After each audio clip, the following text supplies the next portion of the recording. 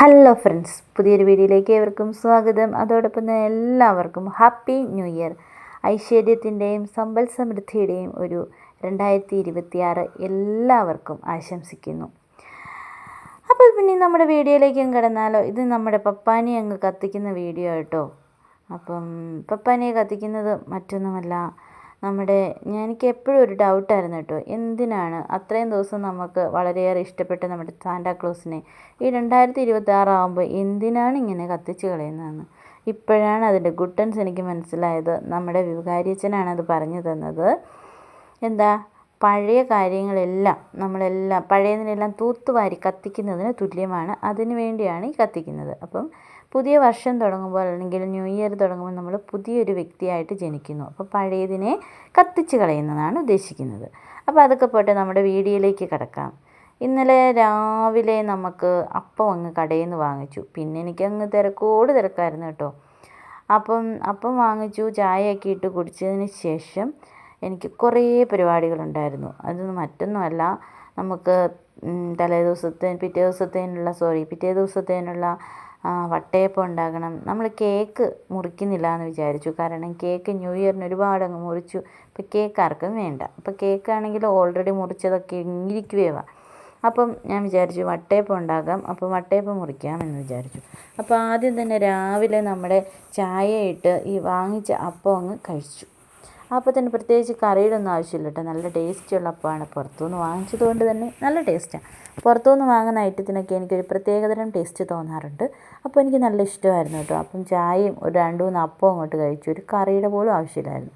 പിന്നെ ഞാൻ അരി കുതിർക്കാനിട്ടിട്ടുണ്ടായിരുന്നു. അപ്പം ആദ്യം തന്നെ വട്ടയപ്പത്തിന് അങ്ങ് അരച്ച് വെക്കാമെന്ന് വിചാരിച്ചു. അപ്പോൾ 2 വട്ടയപ്പത്തിനാണ് ഞാൻ അരയ്ക്കുന്നത്. വട്ടയപ്പത്തിൻ്റെ റെസിപ്പി ഞാൻ വേറെ ഇടുന്നതായിരിക്കും കേട്ടോ. അപ്പം അരി, ഈസ്റ്റ്, നല്ല തേങ്ങയുടെ ഉൾഭാഗം നല്ല വെളുത്ത ഭാഗം വേണം, അതിൻ്റെ കറുത്ത ഭാഗമൊന്നും എടുക്കരുത്. പിന്നെ 2-3 ഏലക്ക, ജീരകം ഞാൻ ചേർക്കത്തില്ല കേട്ടോ.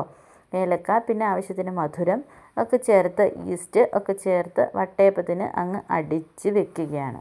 ഇതൊരു 2 മണിക്കൂർ കഴിയുമ്പോഴത്തേനും പൊങ്ങും. കാരണം ഈസ്റ്റ് അതുപോലെ ഞാൻ ചേർത്തിട്ടുണ്ട്. പക്ഷേ ഈസ്റ്റിൻ്റെ ചുവയൊന്നുമില്ല. അതിന് മുമ്പ് തന്നെ നമുക്ക് വട്ടയപ്പം നല്ല ടേസ്റ്റി ആയിട്ട് ഉണ്ടാക്കിയെടുക്കാം. ഈസ്റ്റിൻ്റെ പ്രത്യേകത കേട്ടോ വട്ടയപ്പം പൊങ്ങുന്നത്. പല സൈസിലുള്ള ഈസ്റ്റ് കിട്ടും. ഞാൻ ബേക്കറി ഈസ്റ്റാണ് ചേർക്കുന്നത്. അപ്പോൾ പെട്ടെന്ന് തന്നെ പൊങ്ങി കിട്ടും. അതോടൊപ്പം തന്നെ കുറച്ച് തേങ്ങാപ്പാൽ ഞാൻ മാറ്റി വെച്ചു. അപ്പത്തിനുള്ളത് അരച്ച് വെച്ചു. അരച്ചിട്ട് ഞാൻ ഫ്രിഡ്ജിൽ വെക്കും. കുറച്ച് നേരത്തെ എടുത്ത് നമ്മൾ പുറത്ത് വെച്ചാൽ മതി. കാരണം വൈകുന്നേരം ആകുമ്പോൾ എനിക്ക് നല്ല തിരക്കാണ്. പള്ളിയിൽ പോകണം, പിന്നെ വീട്ടിൽ പോകണം, അങ്ങനെ ഒരുപാട് തിരക്കുകളുണ്ട്. അതുകൊണ്ട് പണികളൊക്കെ നേരത്തെ ഒതുക്കി. ഈ കാണുന്നത് ഞങ്ങളുടെ പുൽക്കൂടാണ്. നേരത്തെ ഇട്ട തിനയൊക്കെ ഇപ്പം കിളുത്ത് വരുന്നതേ ഉള്ളൂ കേട്ടോ. അടുത്ത ക്രിസ്മസ് ആയാലും തിന കിളുക്കുമെന്ന് എനിക്ക് തോന്നുന്നില്ല. ഈ കുട്ടിപ്പട്ടാളം അങ്ങ് ഓട്ടമാണ്. കുട്ടിപ്പട്ടാളത്തിൻ്റെ ചേച്ചിയമ്മ ഒരു വണ്ടി ഉണ്ടാക്കി കൊടുത്തി. പഴയ നൊസ്റ്റാൾജിയ വണ്ടി. കാരണം ചെരുപ്പൊക്കെ ഇങ്ങനെ വട്ടത്തിൽ മുറിച്ച് കുപ്പിയൊക്കെ വെച്ച് കമ്പിയൊക്കെ വെച്ച് ഉണ്ടാക്കി കൊടുക്കുന്നൊരു വണ്ടിയാണ്. ഇപ്പം കാണാം ആ വണ്ടി ഉരുട്ടി പോകുന്നത്. ചേച്ചിയമ്മ ഉണ്ടാക്കി കൊടുത്തപ്പോൾ ഭയങ്കര സന്തോഷമാണ്. ഇനി ഈ വടി എവിടെ വേണേലും കുത്തിക്കൊണ്ട് കയറാൻ സാധ്യതയുണ്ട്. അപ്പോഴാണ് ചേച്ചിയമ്മ വഴക്ക് കേൾക്കുന്നത്. അപ്പം ഉണ്ടാക്കി കൊടുത്തവർക്കായിരിക്കും കുറ്റം മുഴുവൻ ഞാൻ സഹിതം പറയുന്നത്. അതുകൊണ്ട് ചേച്ചിയമ്മ വണ്ടി ഉണ്ടാക്കി കൊടുത്തുകൊണ്ട് ചേച്ചിയമ്മ തന്നെ കൂട്ടത്തിൽ സൂക്ഷിച്ച് നടക്കേണ്ട ഉത്തരവാദിത്വവും ചേച്ചിയമ്മയ്ക്കാണ്. അപ്പോൾ ഈ പുള്ളി ഇനി വണ്ടി താത്തി വെക്കുമെന്ന് തോന്നുന്നില്ല. ഇതുകൊണ്ട് ഈ പുള്ളി എവിടെ വേണേലും പോകും. വേണമെങ്കിൽ ഇപ്പം പറഞ്ഞാൽ കൊച്ചിയിൽ പപ്പാനിയെ കത്തിക്കുന്നിടത്ത് വരെ ഈ പുള്ളി ഈ വണ്ടി കൊണ്ടുപോകും. ആ ഒരു ഗെറ്റപ്പിലാണ് പുള്ളിക്കാരിയുടെ നിൽപ്പ്. അപ്പം ഇനി നമുക്ക് നമ്മുടെ കാര്യത്തിലേക്ക് വീണ്ടും കിടക്കാം. നമ്മുടെ വട്ടയപ്പം അങ്ങനെ 2 മണിക്കൂർ കഴിഞ്ഞപ്പോഴത്തേനും നമ്മുടെ വട്ടയപ്പത്തിൻ്റെ മാവ് പൊന്തി. ഇനി ഇത് ഞാൻ ഇങ്ങനത്തെ പാത്രത്തിൽ ഒഴിച്ചാണ് കേട്ടോ അടുപ്പിൽ വെക്കുന്ന. അപ്പച്ചെമ്പിലോട്ട് വെക്കും. ഇതിൻ്റെ ഇടയ്ക്ക് ഞാൻ മീൻ വാങ്ങാൻ പോയി. കുറേ അങ്ങ് മീനൊക്കെ വാങ്ങിച്ചു. നാളെ മീനൊന്നും വാങ്ങിക്കണ്ട എന്ന് വിചാരിച്ച് ഇന്നേ കുറേ മീനൊക്കെ വാങ്ങിച്ച് ഫ്രീസറിൽ അങ്ങ് കയറ്റിയിട്ടുണ്ട്. പിന്നെ ഇന്നത്തെ ആവശ്യത്തിന് കുറച്ച് എടുത്ത് വെട്ടാമെന്ന് വിചാരിച്ചു. ഈ മീനാണ്. ഇത് വറക്കാൻ നല്ല ടേസ്റ്റിയാണ് കേട്ടോ. അപ്പം അത് വെട്ടി അങ്ങ് മാറ്റി. ബാക്കിയുള്ളത് ഫ്രീസറിൽ കയറ്റി. അപ്പോൾ നമ്മുടെ വട്ടയപ്പം ഇതിൻ്റെ ഇടയ്ക്ക് സെറ്റായി. 2 വട്ടയപ്പമാണ് ഞാൻ സെറ്റാക്കിയിരിക്കുന്നത്. ഒരെണ്ണം നമുക്ക് ഇവിടെ രാത്രിയിൽ മുറിക്കാനും 2026 കടന്നു വരുമ്പോൾ നമ്മൾ വട്ടയപ്പം മുറിച്ചാണ് സ്വീകരിക്കുന്നത്. ഒരെണ്ണം എനിക്ക് വീട്ടിൽ കൊണ്ടുപോയി മുറിക്കാനും. തങ്കമണി വീട്ടിൽ നമ്മൾ രാത്രിയിൽ പോകുന്നുണ്ട്. അവിടെയും 2026 വട്ടയപ്പം മുറിക്കട്ടെ എന്ന് വിചാരിച്ചു. അപ്പോൾ ഈ വട്ടയപ്പത്തെ നമുക്ക് നല്ല വാഴയില വാട്ടി അതിലോട്ട് വെക്കാമെന്ന് വിചാരിച്ചു. അപ്പം വട്ടയപ്പം മുറിക്കുമ്പോൾ നമുക്ക് നല്ല ടേസ്റ്റും മണമൊക്കെ കിട്ടും.